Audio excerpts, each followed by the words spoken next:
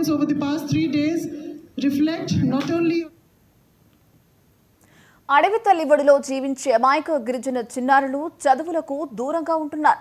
చదువుకోవాలనే తపన ఉన్న తమ ఊరు నుంచి పాఠశాలకు వెళ్లే వరకు సరైన రవాణా సౌకర్యం లేక అలాగే ఉండిపోయారు. కానీ బడిబాట కార్యక్రమంలో భాగంగా సమీప ప్రభుత్వ పాఠశాల ఉపాధ్యాయులు ఆ చిన్నారులకు చదువును దగ్గర చేయాలనే సంకల్పంతో తమ సొంత ఖర్చులతో వారి కోసం ఒక ఆటోను ఏర్పాటు చేసి బడిబాట పట్టించారు.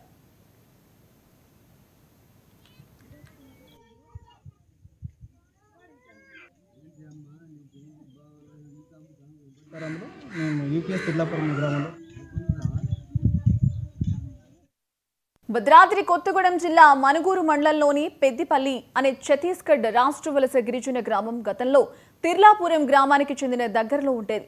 అలాగే కాలక్రమేణా మనుగూరు సింగరేణి విస్తరణలో భాగంగా గ్రామానికి దూరమైంది. దీంతో పెద్దిపల్లిలోని 18 మంది చిన్నారులు చదువులకు దూరమయ్యారు. చదువుకోవాలనే తపన ఉన్నా సరైన రవాణా సౌకర్యాలు లేక గ్రామంలోనే ఉండేవారు.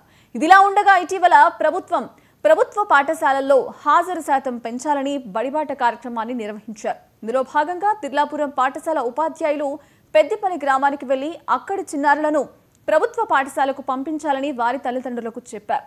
కానీ పాఠశాలకు వెళ్లాలంటే సరైన రోడ్లు సౌకర్యం లేదని స్కూలుకి ఎలా పంపించాలని తల్లిదండ్రులు ఆలోచనలో పడ్డారు.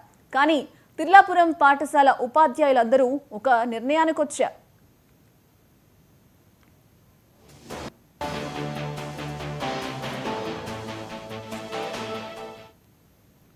చిన్నారులకు చదువు చెప్పాలనే సంకల్పంతో విద్యార్థుల కోసం ప్రత్యేకంగా ఒక ఆటోను మాట్లాడి వారి రవాణాకు అయ్యే ఖర్చులు తామే భరిస్తామని ముందుకొచ్చారు.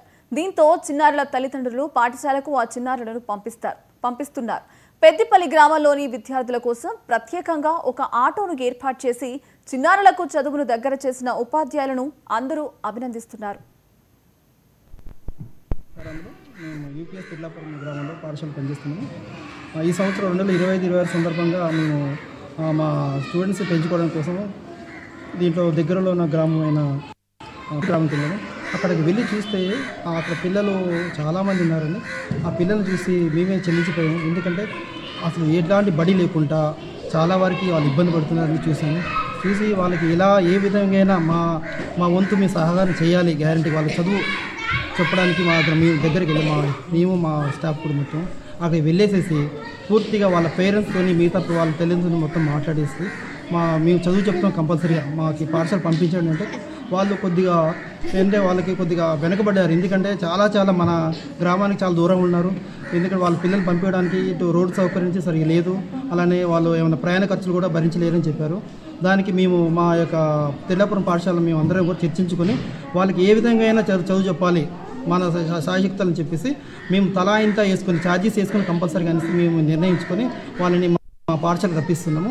కానీ వాళ్ళని చూస్తే ఎలాంటి దుస్తులు కానీ మిగతా చాలా కొద్దిగా ఇబ్బందిగా ఉంది.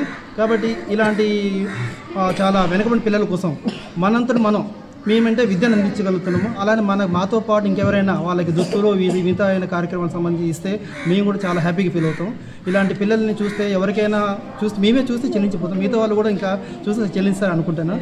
ఓకే, ఎందుకంటే వాళ్ళకి భవిష్యత్తు అనేది చిన్నప్పటి నుంచే వాళ్ళకి ఇప్పటికీ అలవాటు లేదు, ఇంతవరకు కొత్తగా వస్తున్నారు. కాబట్టి ఒకసారి మరి ఈ విషయాన్ని అందరికీ తెలియజేస్తూ కంపల్సరీ ఎవరైనా ఉంటే మా యొక్క పెద్దిపల్లి విద్యార్థులకి వాళ్ళకి కూడా సహకారం అందించారు. నా పేరు మనసం బాబురావు, పెద్దిపల్లి గ్రామము.